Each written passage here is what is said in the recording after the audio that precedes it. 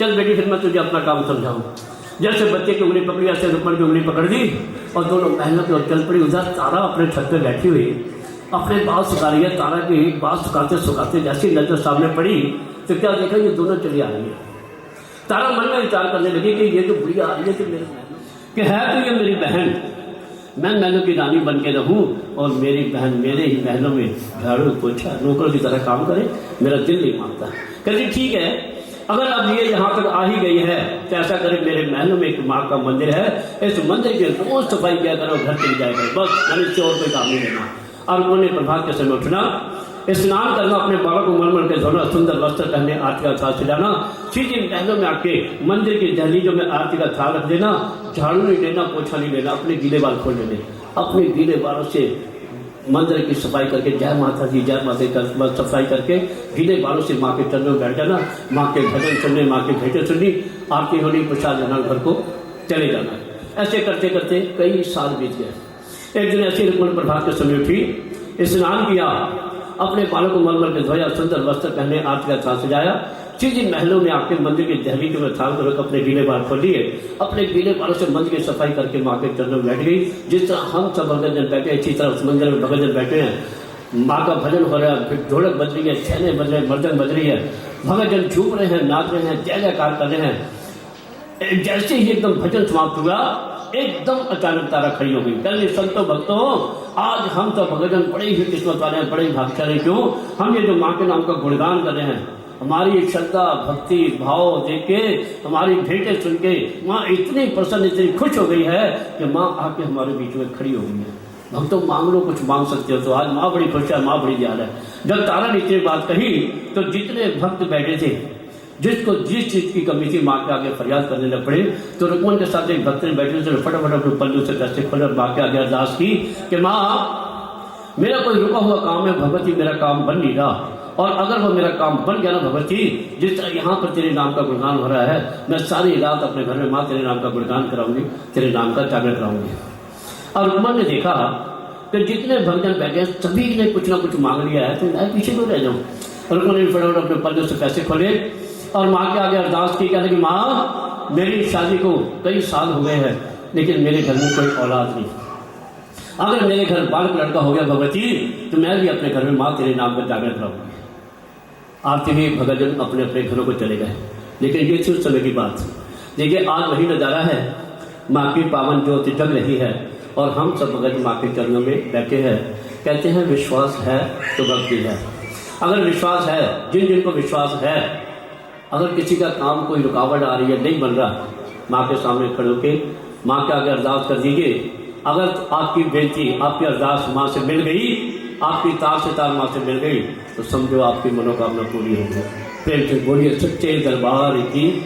ये प्रभात का समय है। तारा रानी की कथा में ये जो समय आता है, ये इसमें कहते हैं मन्नत ना लो, अगर मिन्नत कर लेती जाए तो बड़ी अच्छी बात है, क्योंकि इंसान की जो मन्नत पूरी हो जाती है ना, तो इंसान भूल जाता है, फिर परेशानी आ जाती है। फिर कहते हैं असी तो पीता सी बड़ा कुछ पीता, फिर असी साझा जिस किसी भी सुखना सुखनी हो, मन्नत पूरी हो, इस वे मांग सकता है। लेकिन ये मन्नत उन्नी की मांगना जिन्नी की गुंजाइश हो गई। कई बार बंदा जागरण सुख लेता है, लेकिन जागरण का आजकल खर्चे बड़े हैं। एक कन्या का ब्याह हो जाता है जागरण में, समझ लो इन्ना जागरण का खर्चा है। एक गरीब कन्या का ब्याह हो जाता है। जिन्नी श्रद्धा शक्ति ਤੁਹਾਡੇ अंदर है, जिन्नी गुंजाइश है, उन्नी सुखना सुखना होता है। माँ ये नहीं है, माँ किसी चीज़ की भुखी नहीं है, माँ सिर्फ भावना की भुखी है। अगर तुम्हारी भावना सच्ची है ना, हो गया भगवती, तो मैं भी अपने घर में माँ तेरे नाम का जागरण करूँगी। माँ की कृपा से समय अनुसार रुक्मण के घर धीरे धीरे करते करते बच्चा 5-6 साल का हो गया। एक दिन बाद माँ भगवती और नागवी दोनों मंदिर में बैठे हुए आपस में बातें कर रहे हैं, संसार के बारे में, सृष्टि के बारे में। माँ कहने की नागवी आज आज खाता तो खोल, देख किसी की मैं सुखना पूरी करनी है और किसी के लिए मैं सुखना पूरी कर चुकी है, अभी तक मेरी पेट नहीं आई। लंदन में खाता खोलिया, पहला पन्ना पैसा कहते भी ठीक है, दूसरा पन्ना पैसा भी ठीक है, अगला पन्ना पैसा कहते भी ठीक है। जिससे अगला पन्ना पैसा कहता माँ एक गड़बड़ नजर आ गई है। आज से 5-6 साल पहले रुक्मण नाम के एक बिल्ली ने आपसे बालक की फरियाद की थी और आपकी कृपा से। और रात के समय रुक्मन के सपने में आया। सपने में तरह तरह से समझाने की कोशिश कर रहा है, लेकिन जैसे ही दिन चढ़ना रुक्मन ने रात का सपना ही भूल जाना। 3 दिन लगातार जागरण में रुक्मन के सपने में आता रहा, समझाता रहा, लेकिन रुक्मन समझ न सकी। थक हाथ के जागरण में वापस माँ के पास आ गया। कहने लगा, माँ मैंने बड़े जतन किए हैं, बड़े तरीके अपनाए हैं, रुक्मन को बड़ी समझाने की कोशिश की है, लेकिन रुक्मन आपको बिल्कुल भूल गई है। पहले तो रोज मंदिर जाती थी ना, अब उसने मंदिर में जाना छोड़ दिया। बच्चे के मुंह में इतनी पागल हो गई है, मंदिर जाना छोड़ दिया, पूजा पाठ करनी छोड़ दी, जोत जगानी छोड़ दी, बच्चे के मुंह में इतनी पागल सी हो गई है। माँ कह रही है, अच्छा मेरे से बालक लेकर मुझे भूल गई है। माँ ने क्रोध में आके जाके बालक के शरीर में प्रवेश कर दिया। दिन चढ़ा, जैसे ही रुक्मन अपने बालक को उठाने के लिए गई तो बालक को देख के हैरान हो गई। क्यों? बालक निढाल सा बेहोशी की हालत में पड़ा हुआ है। क्यों? माँ का प्रवेश हो चुका था। बच्चा निढाल सा बेहोशी की हालत में पड़ा हुआ है, और जिस माँ का बच्चा इस हालत में पड़ा हुआ, माँ से रहा जाएगा? उसने फटाफट बच्चे को गोदी में उठाया, हकीम के पास, वैद्य के पास, डॉक्टर के पास ये कर रही है, लेकिन जैसे जैसे उसका इलाज करा रही है तैसे तैसे रोग और बढ़ता चला जा रहा है। कहते हैं इंसान जब चारों तरफ से थक जाता है, हार जाता है, निराश हो जाता है, परेशान हो जाता है, किसकी याद आती है? माँ की। एकदम उसको माँ की याद आ गई। कहने की हो, मैं तो माँ को भूली बैठी हूँ। फटाफट बच्चे को गोदी में उठाया और सीधी महल में आके मंदिर की दहलीजों में बच्चे रख के बड़ी गुस्से से माँ से कहने की, माँ तू कैसी माँ है? पहले मेरी गोद भर दी, मुझे माँ कहलवा दिया, और अब मेरी गोद से मेरे पले पलाए बेटे को खींच दिया। पुत्र का पुत्र होते हैं, लेकिन माता कभी कुमारता नहीं होती। माँ अगर मुझसे कोई गलती हुई है तो माँ मुझे सजा दे, क्योंकि माँ से बेटे का दुख देखा नहीं जाता। जो रुक्मन जोर जोर से चिल्ला चिल्ला के माँ की मूर्त से बात कर रही थी, तारा का मंदिर था, तारा मंदिर में हर समय रहती थी। तारा ने जैसी आवाज सुनी एकदम दौड़ के आ गई। कहने की, रुक्मन पागल हो गई है, चली हो गई है, इतने गुस्से से माँ से बोल रही है। कहती, क्यों ना बोलूं, वो मेरी माँ, मैं उसकी बेटी, अगर मुझे कुछ दुख होगा तो मैं माँ से ही कहूंगी ना। कहती, क्या दुख है तेरे को? कहती, वो देखो। तारा ने जैसे ही बेटे में नजर दौड़ाई, कहने, रुक्मन तेरे बेटे में तो माँ का प्रकाश है, तेरे बेटे में माँ की छाया है, तुझसे कुछ भूल हो गई है जो माँ तुझे याद कराई। कहती, मुझसे भूल? कहती, हाँ ध्यान लगा, भूले भटके तूने माँ से कभी कुछ मांगा तो नहीं? कहती, ये होता है? कहती, क्यों नहीं होता? कहती, अगर ये होता है तो मैंने इसी मंदिर में इसी स्थान में बैठ के मैंने माँ से एक मन्नत मांगी थी कि अगर मेरे घर बालक लड़का हो गया भगवती, तो मैं भी अपने घर में माँ तेरे नाम का जागरण कराऊंगी। कहती, बालक? कहती, ये तो बालक है। कहती, फिर जागरण? कहती, जागरण ही मैंने आज तक नहीं कराया, क्योंकि मुझे पता ही नहीं कैसे किया जाता है, कौन करता है, क्या विधि है, तभी मैं कराती ना।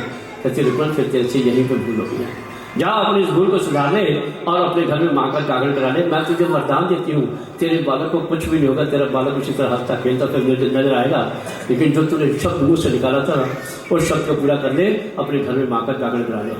कहती, विधि? कहती, विधि मैं बता देती हूँ। ऐसे कर अपने घर जा, और जिस स्थान पर माँ की जोत जगानी है, क्योंकि उस समय कच्चे पक्के मकान होते थे, जिस जगह माँ की जोत जगानी है, गौ गोबर लेके अच्छी तरह उस स्थान को पवित्र कर देना, और उसके बाद थोड़े से चावल ले लेना। उन चावलों को केसर से ढक के, लाल कपड़े में बैठ के, जो बने छोटे दक्षिण बीच में डाल के कलावा बांध देना, एक पोटे से बांध देना। जो भगत जागरण करने वाले हैं, ये एक प्रकार का बंधन है, जिसे हम डल कह देते हैं, ये जाके भक्तों को दिया ना, एक तारीख निश्चित कर देना, वो तेरे घर जागरण करने आ जाएंगे। बस इतनी सी बात है। कहती, इतनी बात है, फिर मैं कल परसों में छोड़ू, मैं आज ही अपने घर में माँ का जागरण करा लेती हूँ। कहती, आज करा ले, उनसे पूरा दिन चढ़ा। रुक्मन दौड़ी दौड़ी घर गई, अपने आंगन को दीपा पोता, थोड़े चावल लिए, केसर से मिला, हल्दी से रंग दिए, लाल कपड़े में पेड़े दक्षिणा दीप डाली, कलावा बांधा, पूछती पाछती भक्तों के पास पहुंच के कहती, भक्तों आप जागरण करते हो? कहते, हाँ भाई हम जागरण करते हैं। कहती, ये लो डल, आपने मेरे घर में जागरण करना है। क्योंकि जिस समय की ये कथा है उस समय जातियों का बड़ा विचार था, ऊंच नीच, छोटा बड़ा, अमीर गरीब, जाति पाति बहुत भेदभाव थे। लेकिन आजकल तो हम इस बात को नहीं मानते हैं, लेकिन उस समय बड़ा भेदभाव थे। कहने की, ये बता भाई, तू पहले तो ये बता कि तू है किस जाति की?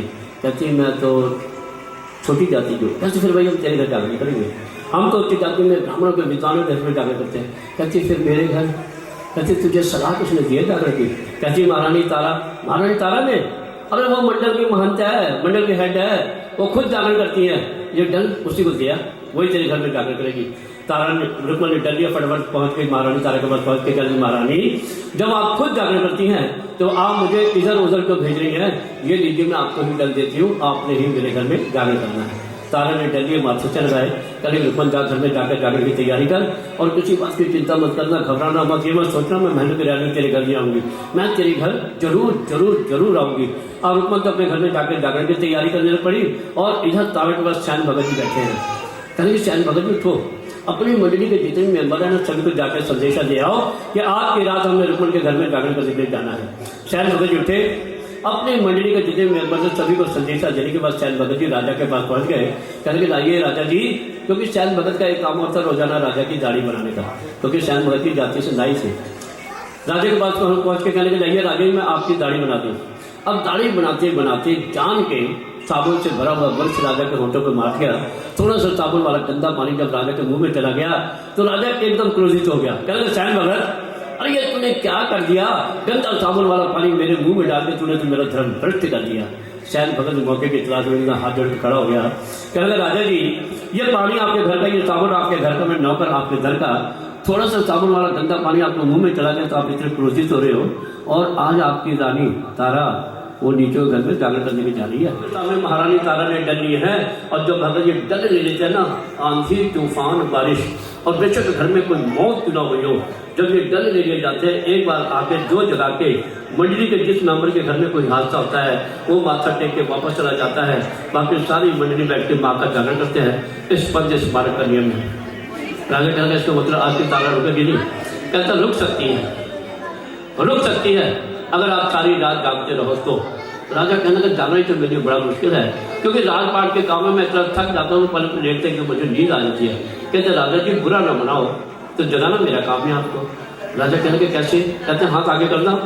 राजा ने जैसे हाथ आगे किया उस तरह से एकदम उंगली पे चीरा दे दिया। कहते राजा जी अब ये चीरे वाली उंगली पकड़िए और हाहाकार करते महल पहुंच के इसके ऊपर नमक मिर्च की पट्टी और करवा लीजिए, सारी रात तड़पते रहोगे, नींद आपको आएगी तो तारा छोड़ के जगह पे जाएगी जी। राजा कहेंगे ये तो बहुत बढ़िया तरीका बता दिया।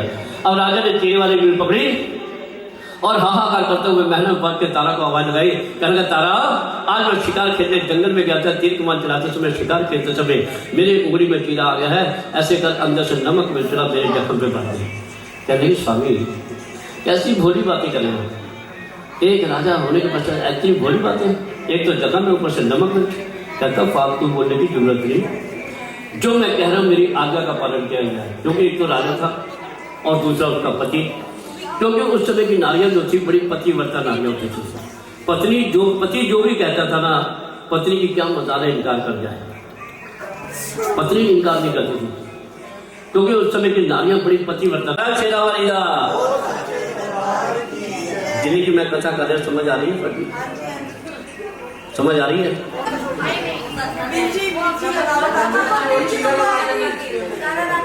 ये तो जख्म ऊपर से दम गए, क्योंकि उस वेले की नारियां बड़ी पतिव्रता होती है।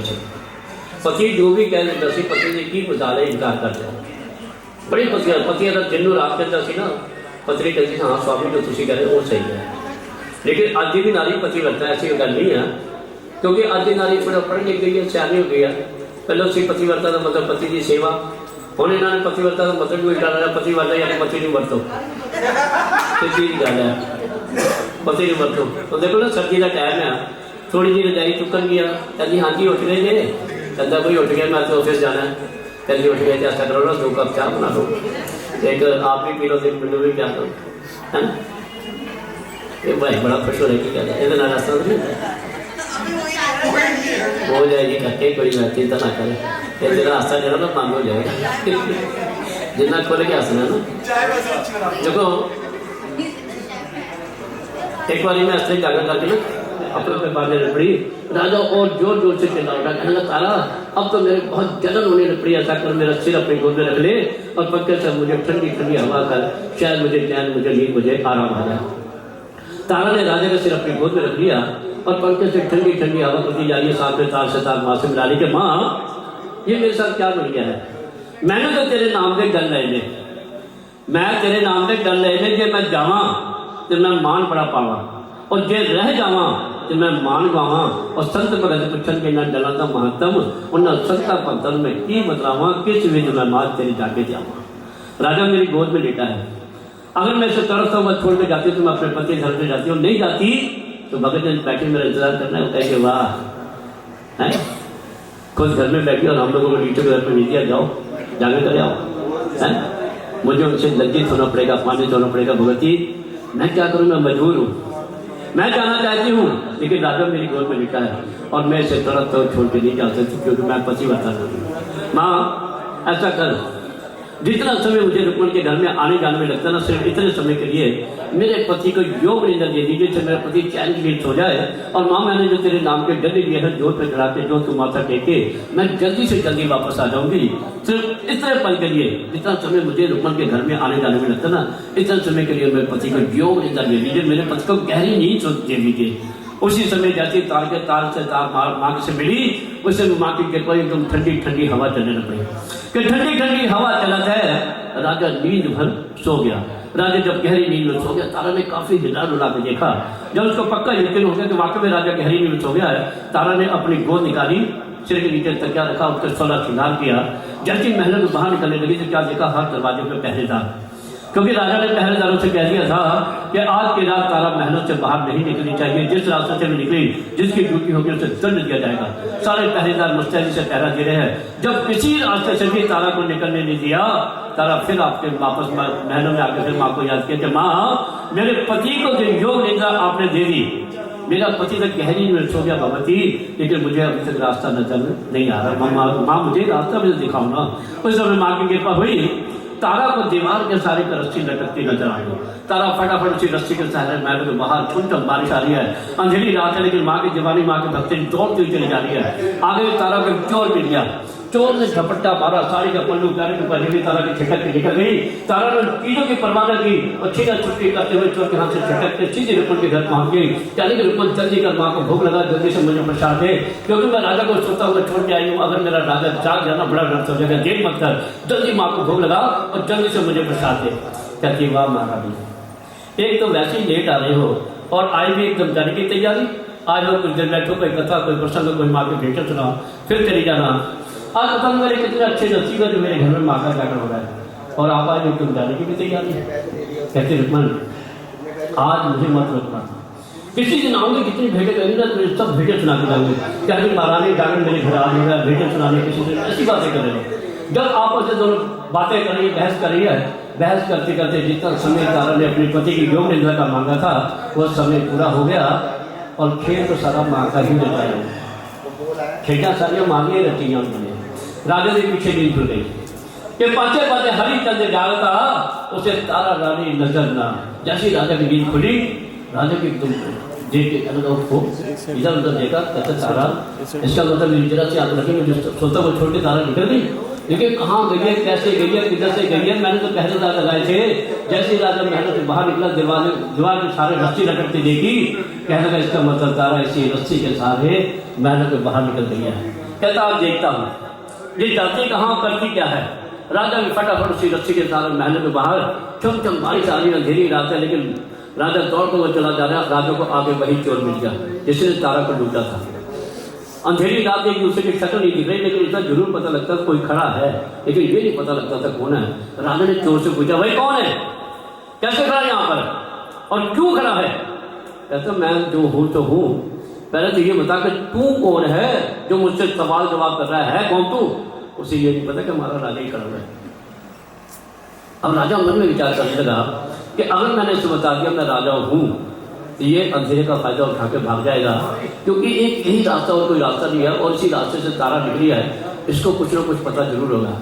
राजा थोड़ा सा नरम पड़ गया। राजा कहने लगा भाई पहले मैंने तेरे से सवाल किया, पहले तू बता, फिर मैं भी बता देता हूँ मैं कौन हूँ।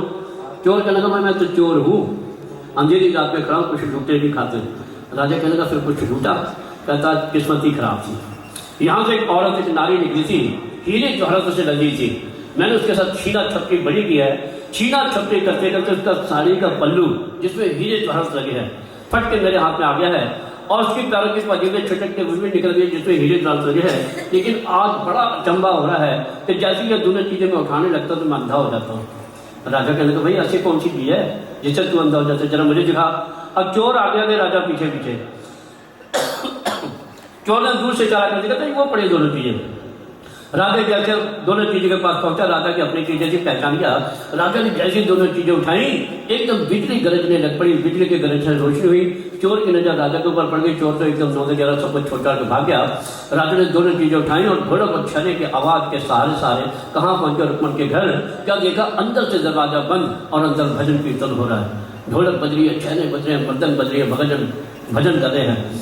क्योंकि उस समय माँ काली के जागरण हुआ करते थे, माँ कालका के जागरण हुआ करते थे।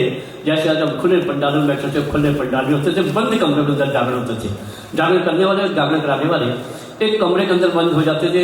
जो जागरण कराता था वो अपने बेटे की बलि देता था, जिसके बेटा नहीं होता था वो बकरी की बलि देता था। माँ का प्रसाद माँ कालका को भोग लगाने के बाद जितने भगत कमरे के अंदर बैठे होते थे सबको बांटा जाता था। भक्तों ने उस माँ को प्रसाद को खाना और जो हड्डियां बच जानी उसको ऐसे बीच में इकट्ठे करके रख देना। छेने निकाल लेने, मृदंग निकाल लेनी, ढोलक निकाल लेनी और माँ का भजन करते करते, क्योंकि उसमें भजनों में इतनी शक्ति थी कि भजन करते करते अमृत जल का छींटा जैसे हड्डियों पर देना। जिस चीज की बलि दी जाती थी अगर वह द्वारा जिंदा सजीव हो जाती थी तो कहते थे जागरण संपूर्ण हो गया। पहले जागरण ऐसे हुआ करते थे। तो राजा दरवाजे के बीच में खड़ा होकर झरोकों के रास्ते अंदर का दृश्य क्या देख रहा है कि तारा अपनी झोली में प्रसाद डलवाने की चीज का माफ और मजा का। राजा कहने लगा, तारा बाहर निकला। बड़ी अपना आपको पतिव्रता नारी कहती थी, जरा सी मेरी आंख लगी और मुझे सोता हुआ छोड़ के यहाँ पे ये कर्म कर रही है, अपनी झोली में मांस और मदरा डलवा रही है, आप जरा बाहर निकल। तारा झोली में प्रसाद लेके जैसे ही बाहर निकलने लगी तो रुक्मणी ने एकदम महारानी तारा की बाह पकड़ कर दी, महारानी आपने प्रसाद ले लिया? कहती हाँ दे दे, मेरी झोली में प्रसाद है। कहती मैं देख रही हूँ प्रसाद तो आपने ले लिया लेकिन अभी तक आपने खाया नहीं। आपने नहीं खाया, आपके भक्तों ने भी नहीं खाया। आप खाओगे तो भगत खाएंगे ना। मुझे पता मैं छोटी जाती हूँ ना, आप मेरे घर का प्रसाद खाओगे तो बाहर निकलते फेंक दोगे। कहती रुक्मणी कैसी बातें करती हैं, ये माँ का प्रसाद है, इसमें ऊंच नीच छोटा बड़ा अमीर गरीब जाति पाति कोई भेदभाव नहीं है। प्रसाद मैं खुद खाऊंगी, अपने राजा को दूंगी, अपने बेटे को दूंगी, लेकिन यहाँ नहीं घर जाके। कहती मुझे यकीन नहीं आता। तारा ने उसका दिल रखने के लिए उसी समय अपनी झोली में से प्रसाद निकाला और खाने लग पड़ी। राजा ने जब तारा को मांस खाते देखा, कहने लगा तारा पहले मैं तुझे माफ कर देता, कोई बात नहीं, झोली में डलवाता बाहर आते फिकवा देता, लेकिन अब तूने ये मांस खा लिया है, अब मैं तुझे नहीं छोड़ूंगा। तारा मांस खाती खाती बाहर निकलने के लिए जैसे दरवाजे के पास पहुंची और तारा ने जैसे ही दरवाजा खोला, राजा तलवार खींच कर दरवाजे के बीच में खड़ा हो गया। कहने की स्वामी आप? कहने लगा हाँ मैं। क्यों मुझे देख के डर गई? कहने की स्वामी मैं क्यों डरूंगी, क्योंकि जो माँ के भक्त होते हैं मुश्किलों में कभी घबराए नहीं करते और गम शब्द अपनी जुबान पे लाए नहीं करते, और जिन्हें भरोसा है जगदाती पर वो दर दर जाके हाथ फैलाए नहीं करते। कहते स्वामी मैं क्यों डरूंगी, आज आप कैसे आए हो? कहता पता नहीं क्या तारा मेरे मन में ख्याल आया, मैं देखना चाहता तुम मेरे साथ कितना सच बोलते। कहते स्वामी पूछे क्या पूछना चाहते हो? कहता ये बता तेरी झोली के अंदर क्या है? कहते स्वामी माँ का प्रसाद है और क्या है? कहता माँ का प्रसाद मैंने मान लिया, चल तेरी बात मान ली, लेकिन क्या क्या चीजें हैं इतना ध्यान रख लेना। मैंने सब कुछ देख लिया जो कुछ तेरी झोली में है ना, मुझे पता है, सिर्फ मैं तेरे मुंह से सुनना चाहता हूँ कि तू आज कितना सच बोलती है। तारा के मन में बात खटक गई, तो कोई ना कोई कारण जरूर है जो राजा मेरी झोली का रूप देखना चाहता है। तारा ने उसे तार से तार माँ से मिला ली कि माँ इस समय जो मेरी झोली में मांस और मजा का प्रसाद है, अगर ये राजा ने देख लिया तो राजा मुझे जिंदा नहीं छोड़ेगा, लेकिन माँ मुझे अपनी परवाह नहीं, राजा पूछेगा नहीं, तुझे कोई मानेगा नहीं। आओ आके अपने भक्तों की लाज रखो और इस समय मेरी झोली में जो मांस और मजा का प्रसाद है, जो मेरे मुंह से शब्द उच्चारण होती, आज वो मेरी झोली का रूप बदल देना और आज मेरी नहीं आके अपने भक्तों की लाज रख लेना। राजा कहने लगा तारा तो किस सोच में पड़ गई है? तारा को जैसे माँ का इशारा मिला, तारा के मुंह से अपने आप शब्द उठने न पड़े। कहने लगी स्वामी मेरी झोली में तो माँ का प्रसाद है, गरी है, छुआरा है, किशमिश है, काजू है, बादाम है, सूखा फल सूखा मेवा है। राजा कैसे विश्वास कर लेता, क्योंकि राजा ने अपनी आंखों से मांस और मदर करता देखा था। राजा को क्रोध आ गया, राजा ने तलवार खींची, खींच के खंडा राजा मारा, जितनी सारी गोद फैला। राजा ने जिससे तलवार मारी चोरी फट गई, तो राजा देख के हैरान हो गया, क्योंकि चोरी का सारा रूप ही बदल गया। ही बन गया गरी छुआरा किशमिश काजू सूखा फल सूखा मेवा। राजा देख के हैरान कर लगा तारा तो कोई जादूगर लगती है, क्योंकि उस समय माँ काली ने जागरण हुआ करते थे। जितने से प्रसाद का रूप बदल गया है उस वेले तो माँ वैष्णो जी जागरण शुरू हो गए। जयकारा वैष्णो देवी दा, जयकारा द्वारा देवी दा, जयकारा माँ चिंतपूर्णी दा। उस दिन तो खुले पंडालों के जागरण शुरू हो गए, क्योंकि प्रसाद का सारा रूप वैष्णव रूप हो गया। राजा कहने लगा तारा तू तो कोई जादूगर लगती है। कहती स्वामी जादूगर मैं नहीं, जादूगर वो बैठी है। ये सारा कमाल मेरी माँ का, मेरे पंथ का, मेरे मार्ग का। राजा कहता फिर मैं तेरा पंथ देखना चाहना है। कहती स्वामी मेरा पंथ कोई हंसी खेड नहीं, कोई मजाक नहीं, मेरा पंथ खंडे की धार तेरे कोलों चलिया ना जा। मेरा मार्ग बड़ा कठिन है, नंगे पैर नंगे तलवार चलना पैदा है। कहती राजा कहने लगा तारा तू एक औरत होकर पंथ को चला सकती है और मैं एक राजा एक मर्द होकर तेरे पंथ च आ भी नहीं सकता। ऐसा कौन सा तेरा पंथ है, मैं देखना चाहता हूँ। राजा जो जिद से आ गया कह रही स्वामी फिर ये दसो ਤੁਹਾਨੂੰ ਕਿਹੜੀਆਂ ਚੀਜ਼ਾਂ ਜਾਨ ਤੋਂ ਪਿਆਰੀਆਂ ਨੇ ਜਿਹਦੇ 'ਚ ਤੁਹਾਡੀ ਮੋਹ ਮਮਤਾ ਹੈ। ਕਹਿੰਦਾ ਦੋ ਚੀਜ਼ਾਂ, ਇੱਕ ਮੇਰਾ ਘੋੜਾ ਤੇ ਇੱਕ ਮੇਰਾ ਪੁੱਤਰ ਹੈ। ਇਹ ਦੋਨੋਂ ਚੀਜ਼ਾਂ ਮੇਰੇ ਜਾਨ ਤੋਂ ਪਿਆਰੇ ਨੇ। ਘੋੜੇ ਤੇ ਬੈਠ ਕੇ ਕਈ ਕਿਹੜੇ ਕਿਤੇ ਫਤਿਹ ਕੀਤੇ ਨੇ और कई बार इस घोड़े ने मेरी जान भी बचाई है। ये मैनू पुत्र का समान प्यारा है और मेरा बेटा मेरा तो कुल का दीपक है, मनुष्य आके बढ़ाने वाला है। ये तो मेरा पुत्र जान तो प्यारा है ही है। कहते स्वामी ये दोनों चीज़ मैनू दे दो। राजा कहने लगा जो चीज़ मेरी हो तेरी। कहने लगी स्वामी इस तरह काम नहीं चलेगा, खंडा चुको और जो घोड़ा तुम जान तो प्यारा ना पुत्र का समान प्यारा उस घोड़े का शीर कट के लिया। राजा कहने लगा बस चली जी गल। राजा ने खंडा चुकया कि चुक के खंडा राजा जामदा ते बड़िया तबेले विच जा और खिंच के खंडा राजे मारिया जिस तक घोड़े का शीश उतार और शीश फड़े फड़ आउंदा। कहता ले तारा हम ते पंथ बता। कहती वाह स्वामी एक बेजवान जानवर का शीश करके मेरे तो पंथ में चले जाए। जिन्नी तेजी वास्ते एकदम कैसे ना खंडा दौड़ पाए सी इस तरह ही खंडा चुको तो जाओ पुत्र का शीश करके लियाओ। कहता तारा एक कोई पुत्र है अपने कुल का दीपक अपने मनुष्य को बढ़ाने वाला। कहती स्वामी मैं आखिर से ना मेरा मार्ग बड़ा कठिन है, छड़ दो तुम मेरा पुत्र नहीं देख सकते। कहता तारा तेन इन्ना भी पता नहीं पुत्रा के हेत पौधे सीने में छेक तारा जिस घर पुत्र नहीं जरा उस घर वास्ते जाके देख। एको एक पुत्र है अपना कुल का दीपक अपने वंश अगे बढ़ाने वाला और तू कह रही उसका शीश करके लाया। कहते स्वामी जो मार्ग मेरा पंथ देखना है तो करना पड़ेगा नहीं तो छड़ दो। कहता नहीं तारा पंथ मैं तेरा देख के रहांगा, अगर तुझे तेन मां होकर पुत्र का दुख नहीं है तो मैनू किस गल का दुख है। राजा ने खंडा चुका चुक के खंडा राजा जामदा ते बड़िया महल्ला में जा और महली आवाजा मारिया बेटा छम छम कर गया। कहना हुक्म करो पिताजी की गल मैनू याद किया है। कहना हाँ पुत्र मैनू तेरा शीश चाहिए है, मैं मां नू अर्पण करना है।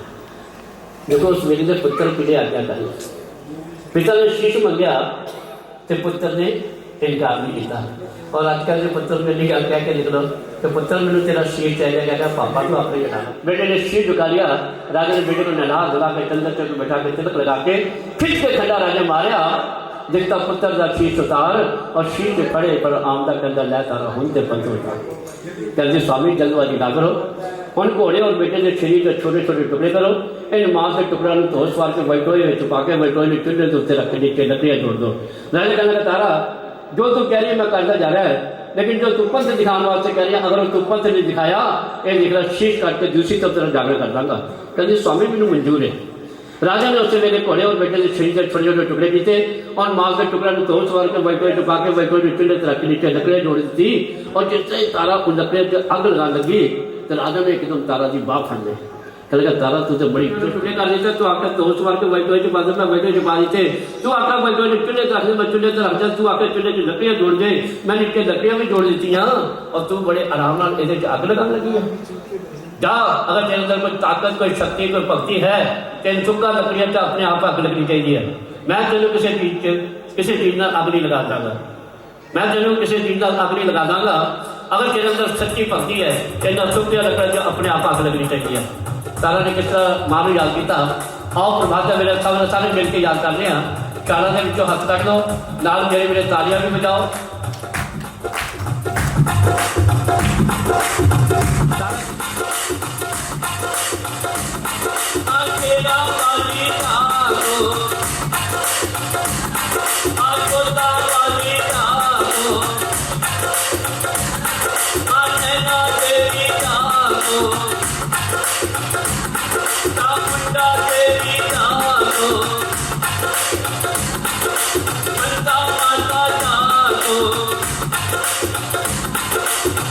माता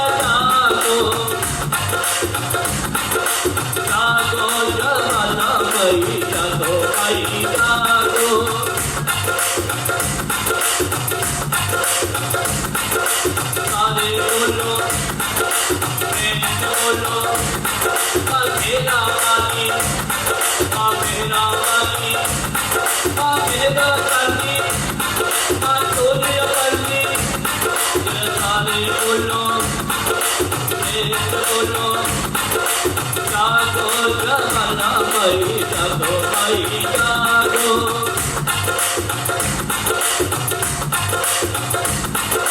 जागो कमला माई जागो माई जागो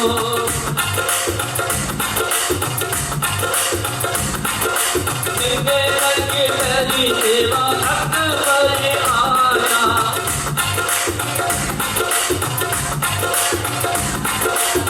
सोने का जगमा मुझसे चढ़ाया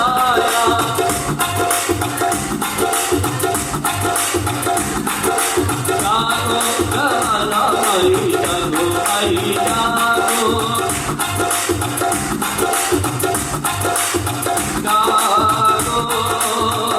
जितना साला ने मां ਨੂੰ याद ਕੀਤਾ ਉਹਨਾਂ ਚੁੱਪਿਆ ਲੱਗਾ ਕਿ ਇੱਕਦਮ ਪਲਕ ਮਾਰ ਕੇ ਗਾਲਾਂ ਪੜ ਲੱਗ ਗਈ ਕਿ ਜਾ ਉਠੀ ਗਾਲਾ ਮੁਖੀ ਦੇਵਾ ਜੀ ਭਗਤਾਂ ਤੇ ਹੋਈ ਸਹਾਇ ਰਿੱਝ ਪੱਕ ਕੇ ਤਿਆਰੀ ਭਈ ਮੇਰੀ ਮਈਆ ਜੀ ਨੂੰ ਭੋਗ ਲਗਾਏ ਉਹਨਾਂ ਚੁੱਪਿਆ ਲੱਗਾ ਜਦੋਂ ਅੱਗ ਲੱਗ ਗਈ ਰਾਜਾ ਦੇਖ ਕੇ हैरान कहने तारा कहते स्वामी हैरान मत हो ये तो मेरी माँ के छोटे छोटे खेल है जाओ देखो प्रसाद तैयार हो गया राजा ने बड़े में झांका कहता तारा प्रसाद से ऐसा लगता पता नहीं कितनी देर का तैयार है कहते स्वामी अगर प्रसाद तैयार है तो बैठो चूल्हे तो थले उतारो 5 डूना के प्रसाद पाओ एक अग्नि को भोग लगा दो एक राजा अपने पास रख लो एक मैनू दे दो और 2 डूने एक पास रख दो राजा ने 5 डूना के प्रसाद पाया एक अग्नि को भोग लगा दिता एक राजा ने अपने को रख लिया एक तारा ने देता 2 डूने एक पास रख दिते तारा कह लगी स्वामी जो तुहाडे कोल प्रसाद है इस प्रसाद को खाओ राजा ने पहली गली चुकी पहली गली जब चेता तो मन में करते विचार कि मैं कैसा मूर्ख ज्ञानी एक औरत के प्यार में मैंने क्या लेना मार्ग से मैंने क्या लेना कौन से किस चक्कर में पड़ गया हूँ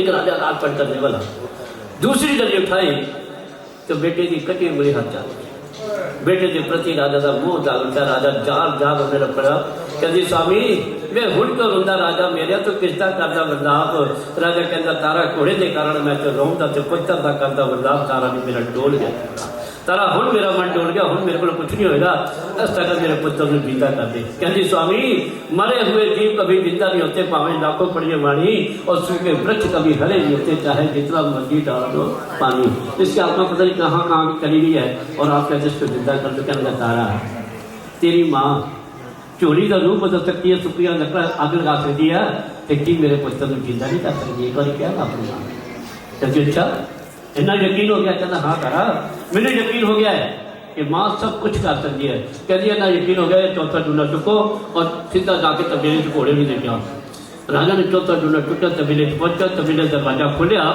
राजा देख के हैरान जिस घोड़े का राजा शीर कट ले आया सी उही घोड़ा अंदर बनिया होया हिलने आ रहा राजा जो माँ का प्रसाद लेके गया जिस तरह घोड़े लगे खाना से पीता और घोड़े ने जिस तरह उसने मुँह मारिया प्रसाद का सारा रूप भी बदल गया माँ की जगह से की मर गया छोले बन गए इस करके चने का प्रसाद बनाया जाता है राजा कहने लगा अगर ये घोड़ा जिंदा है मेरा पुत्र भी जिंदा होएगा राजा थोड़ा थोड़ा वापस आया 5 डूना चुकया 5 डूना चुक के महना से देख रहा है लेकिन पुत्र किसी नजर नहीं आया महना से खड़े होकर बेटे को आवाज आ रही बेटा कहते शायद मेरा बेटा महना के अंदर दूर से खेल रहा है फिर दूसरी आवाज लगाई जब फिर भी बेटे के अंदरों आवाज नहीं आई कह लगा ये मेरे नाल धोखा हो गया तारा ने उसे रंग रूप का घोड़ा कोई होर लिया बन दिता मेरा मन मेरा दिल रखने वास्ते लेकिन मेरा पुत्र कितों जाएगी लेकिन राजा के मन में फिर भी विश्वास राजा ने जब तीसरी आवाज लगाई जब फिर भी बेटे के अंदरों आवाज नहीं आई तो राजा तहम के नाल बेहोश होकर धरती से गिर गया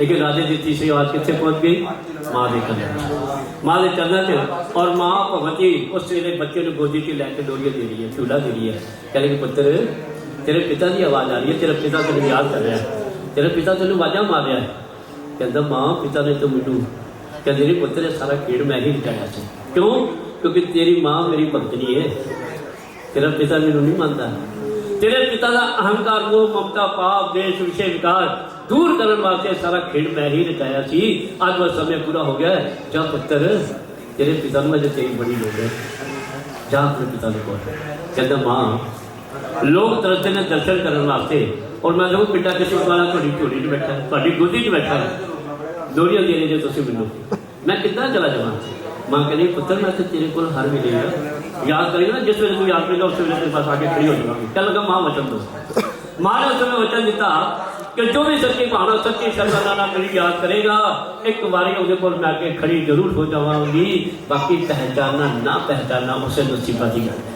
मैं आवांगी जरूर है, मेरा वादा है। कहंदी मां आंदी जरूर है, कहंदे विश्वास है ते भगती है, कहंदे साडे गुलाम च कमी हो सकती है लेकिन ये आन च नहीं। बेटा मां को टाटा बाय बाय करता हुआ मैंने सीढ़ी उतरता पिता को पहुंचा, पिता ने आवाज़ लगाई, राजा से एकदम बेहोशी टुट गई। कहने पुत्र तू जिंदा? कहता पिता जी मैं कहता सी मैनू की होया? कहता पुत्र मैं तो अपने हत्थों नाल। कहता पिता जी कट्टिया हो गया, लेकिन एक गल दसा जो तुम मैंने नुहा खा के कंधे टोपी बिठा के तिलक लगा के जिस तरह तुम मेरे खंडा चलान लगे सी उस तो पहले ही मैनू मां ने अपनी गोदी में चुक लिया सी। तुसीं पता नहीं किहदे ते खंडा चला लिया। कहते हैं पुत्र ऐसा जो मां ने मैनू भी दर्शन करा। कहता हुणे लो पिता जी। उस समय बेटे ने मां को आवाज़ लगाई, मां ने छोटी जी कन्या का रूप बनाया, राजे के समक्ष मां के खड़ी हो गई। मां के आने के नाल चारों पासे आलोकिक रोशनी फैल गई। उस रोशनी नाल शक्ति के नाल राजा जिन्ना मन का मैल भरम अहंकार सब दूर हो गया। राजा का मन किस तरह जैसे जदों जल होता है इस तरह राजा का मन। राजा बड़ा खुश, कहता तारा आज मैं मां का दर्शन करके बहुत प्रसन्न हूँ, बहुत खुश हूँ, आज मेरे से कुछ मांग ला। कहती स्वामी और तू मैनू के देवना मेरी दाती देवनहार अगे भी तेरा अहंकार। कहता नहीं मेरे मन से हुण कोई अहंकार नहीं, मैं खुश है, मां का मैं दर्शन किया है, आज मेरे तो कुछ मांगना मैंने निराश ना करी। कहने स्वामी सोच लो जो मैं मंगा भी दे दोगे। कहता तारा मंग के तो देख, रात पढ़ गई भी निठावर कर जाना तेरे। कहती स्वामी मैं की लेना रात पढ़ तो। कहती ऐसा करो क्योंकि जो भगत होएगा ना कभी भी अपने सुख वास्ते नहीं मंगेगा, जो भगत होएगा वो हमेशा दूसरे के सुख वास्ते मंगता है। तो तारा की मांग रही है?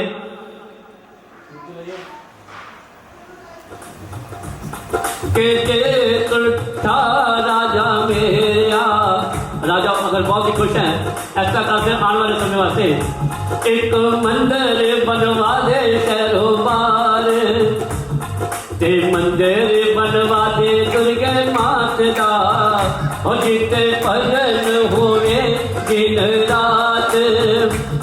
ते राजा ने मंदिर बनवा दिता उते भजन होया दिन रात। तेरिया राह तो वारी वारी जावां ते जिन्नी राही आवे मेरी मात। ते तेनू ब्रह्मा ते विष्णु ते आवदे नाले होर ते आवे भोलानाथ। तेरे द्वारे ते नौबत बाजती ते झूले झूले लाल निशान। तेरा सिमर चरण चालू गावदा मैया रखवाणे दी लाज। तेरा सिमर भगत जन गावदे मैया यश वाला तिलक लगा। राजे कोड़ा बेटा जिंदा देखिया ओदे मन विच खुशियां अपार। तेरा जगन संपूर्ण हो गया मेरी माँ जोता वालिए। माँ तेरा जगन संपूर्ण हो गया, माँ तेरी हो रही है जय जयकार। प्रभात वेला पहुँच हो गया तो तुसी आरती नु हो जाओ तैयार। तो तुसी आरती नु हो जाओ तैयार। तो तुसी आरती नु हो जाओ तैयार। सच्चिया जोता वाली माता जी तेरी आओ खड़े हो जाओ सच्चे दरबार की। इसको रखो पहले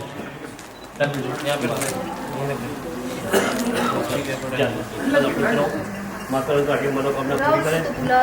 बिटिया का विवाह इन्हें 6 महीने बिटिया का ब्याह हो जाना। तेरी अरदास और तेरी बच्ची की अरदास तेरी संतरी अरदास भगवती तेरे शुभ करना के बाद जिस भावना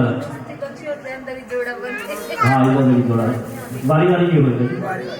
एक से तो मेरी अरदास होते हैं बच्चे की अरदास जाकर की अरदास की क्या हो मेरी अरदास होते हैं बच्चे की अरदास माँ भगवती भी और इसमें बहुत सारी बार अरदास तेरी पड़ता की अरदास और मुझे नाम डालूंगा कुछ ज़्यादा पड़ता मेरे छुट्टे माना के कारण में सारा धर्म का किसी का जमाना वगैरह एक वाली चीज़ों में लगाया गया सारा पूरी शास्त्र के महामारी को प्यारा बहुत सच्चे दरबार की सच्चे दरबार की।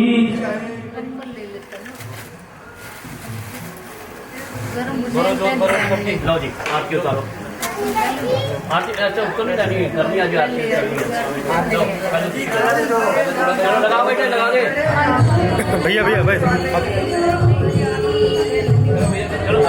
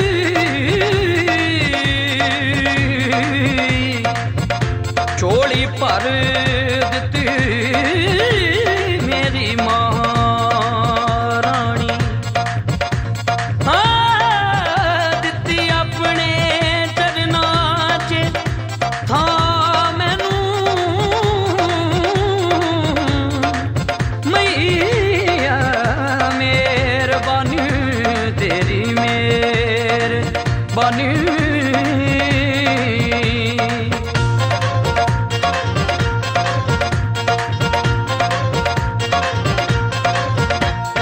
मौज लग गई है कोई थोड़ भी ना रही है, मौज लग गई है कोई थोड़ भी ना रही है, मौज लग गई है कोई थोड़ भी ना रही है, मौज लग गई है कोई थोड़ भी ना रही है। जदों दी मैया ने मेरी बाह फड़ ली है, मौज लग गई है कोई थोड़ भी ना रही है, मौज लग गई है कोई थोड़ भी ना रही है। मैं क्या मौज लग गई है कोई थोड़ भी ना रही है, मौज लग गई है कोई थोड़ भी ना रही है।